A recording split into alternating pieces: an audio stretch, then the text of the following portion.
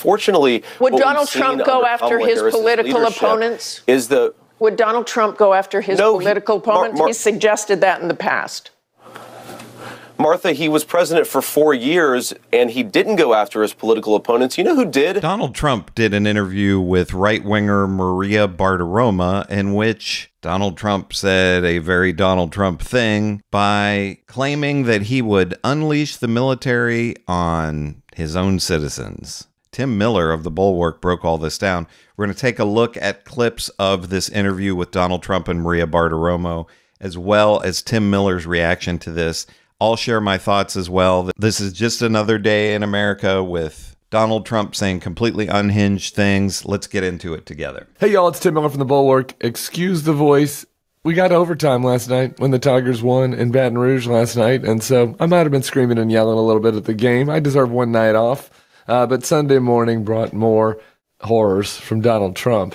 And I think another example of why that no matter your policy views, the risk of a Trump administration from the extrajudicial standpoint, from the lack of respect for the rule of law, for the targeting of the foes, from his past unconstitutional behavior, his character, the risk at that level is just too great.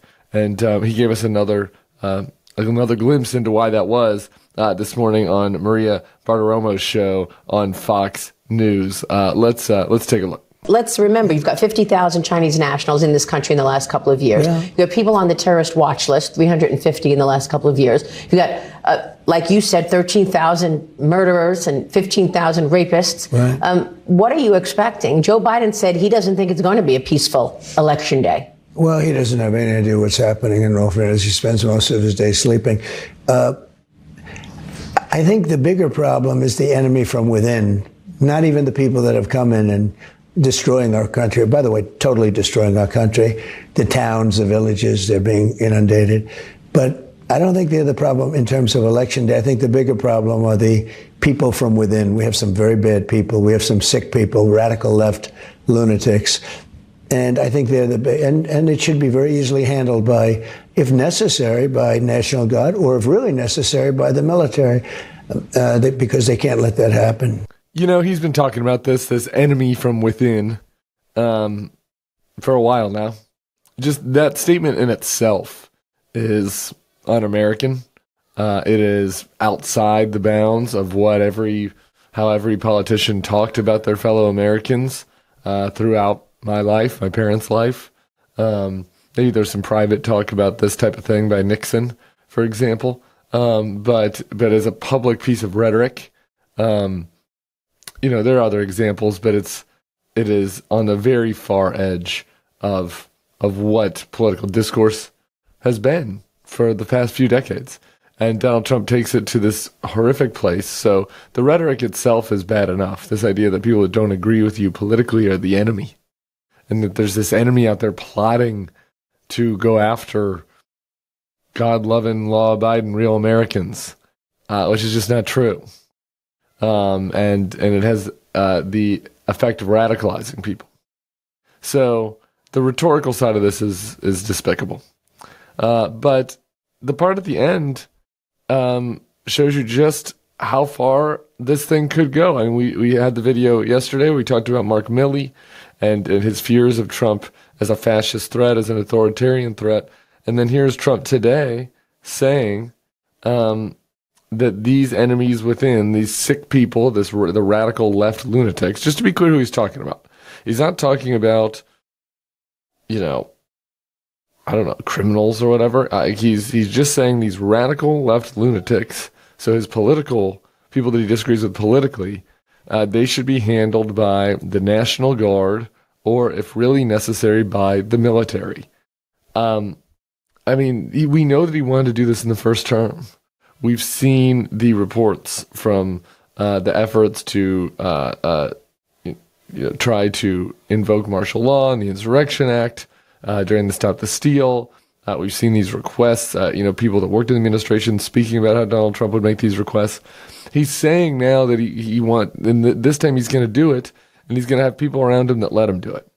And that is a scary thought. And it is scary, as Tim Miller says. And the thing about a second Donald Trump term is there's not going to be anybody that would stand in his way of doing any of this stuff, unfortunately. You know, there's not going to be a Rex Tillerson type. I mean, I don't think Rex Tillerson is a great guy, somebody who was a CEO of a giant oil company, but he was seemingly sane and was one of those people that was supposedly in there to try to keep Donald Trump in check. And of course, Trump fired him, or he quit. I'm not sure. I don't remember exactly how that went.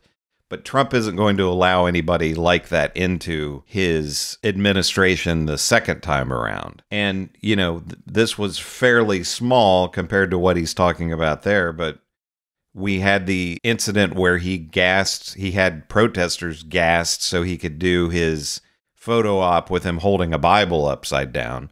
So, you know, it's unbelievable because any other person ever in the history of our country who ran for president, I mean, in the modern era, since television and radio and things like that, if they said something like that, their campaign would have been over. That would have been the end of them. But Donald Trump says something like this every single day. I mean, going back to the one that I always think of is John McCain, Donald Trump saying, "I like people who don't get captured." You know, that would have been the end of anybody else's, but he's just able to keep rolling through this. And part of it is, to me, the media is to blame because they have tried to normalize him over these years. You know, the guy that is constantly calling them the enemy of the people and all of that, they just fall all over themselves to try to normalize him, and it's really insane. It's just unbelievable that we have this lunatic who might be reelected again. I mean, how is this election not Kamala Harris up by 15 or 20 points? It's just unreal. The idea that he would want to turn the military inward, not to protect us from external foes, but to go after our fellow Americans based on their political beliefs. It's a horrific suggestion. It is just fundamentally at odds with the values of this country. And on its own, even without everything else he's done, it is disqualifying. I think it's interesting to pair this with something that J.D. Vance has been talking about on the campaign trail. Let's watch this video of J.D. Vance in Georgia the other day. The most important person in government, I think, after the president for this cycle is going to be the Attorney General, sir. So it's interesting. The Attorney General is going to be the most important pick. You don't hear that very much. An Attorney General is a very important job, obviously. A lot of power, there's independence. At least there should be with the Attorney General. We saw under Donald Trump, there was a lot of... Yeah, I don't think we're going to see any independence under a second Donald Trump turn. Pressure for that not to be the case. I would think that next time that would not be the case. But it makes you wonder why. Why? Is it this prosecution of the enemy within? Is that the reason why? Well, JD was asked about that when he was doing his rounds on the morning shows by Martha Raddatz. Let's take a look at that. On the Attorney General, sure. You said on Friday that the most important person in government in a Trump-Vance administration, other than the president, is not you. It would be the Attorney General. Why do you consider that the most important spot, the second most important spot? Well, one reason, Martha, is just public opinion. And what I mean here is that we really want the American people to believe that we have a fair and equitable administration of justice. If not, the entire sort of system falls apart. You need people to believe that if the Attorney General prosecutes somebody, it's motivated by justice and law and not by politics. And unfortunately, would Donald Trump go after his political opponents? Would Donald Trump go after his political opponents? He suggested that in the past. Martha, he was president for 4 years, and he didn't go after his political opponents. You know who did go after her political opponents? Kamala Harris, who has tried to arrest everything from pro-life activists to her political opponents. He said those people who cheated will be prosecuted as a weapon against people. Well, he said that people who violated our election laws will be prosecuted. I think that's the administration of law. So, he polishes it. He kind of puts a more respectable face on the point that he's making.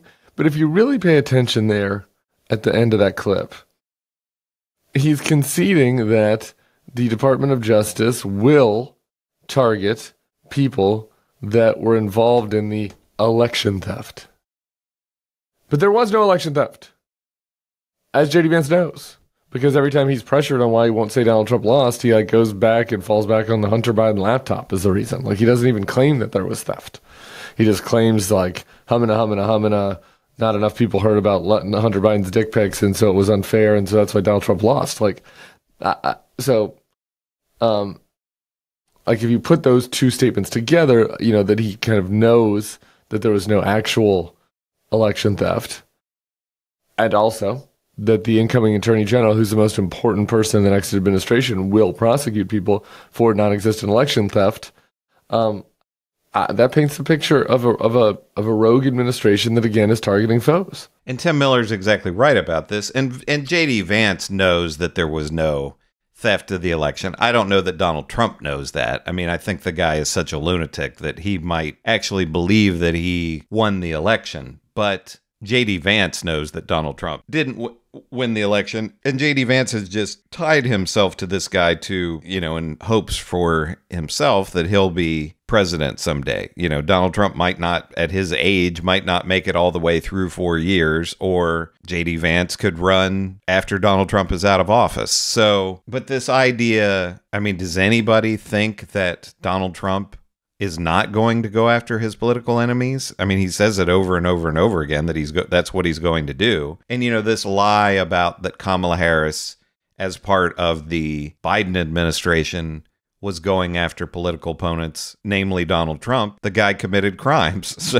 they didn't go after him in a political way. They went after him in a legal way because he committed crimes. And of course, Donald Trump can't handle that he can't, you know, he's somewhat been checked on being a criminal once he became president. But Tim Miller is right about what he's saying here, that, I mean, things could get pretty scary with this. I know the right-wingers will, you know, they'll go back to what the MAGA right-wingers will go back to what they always go back to, is anytime anything is said like this by Trump, oh, it was just a joke, or he didn't really mean it. You know, that's what they always, anytime they get called on anything, that's their response to it. But what do you think? Do you agree with Tim Miller here? I mean, is this, if Donald Trump gets reelected, would he use the military on his own citizens? Is he going to use the Justice Department to go after his quote unquote political enemies?